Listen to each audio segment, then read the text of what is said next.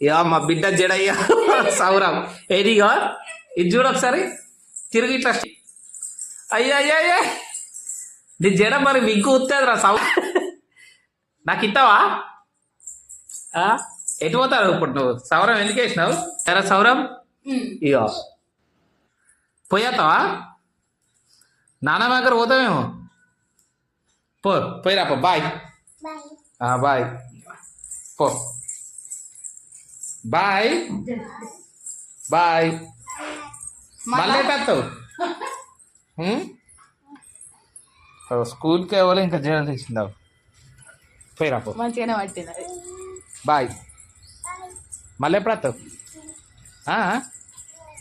మళ్ళీ ఎప్పుడు వస్తావు చెప్పు రేపు వస్తావా పా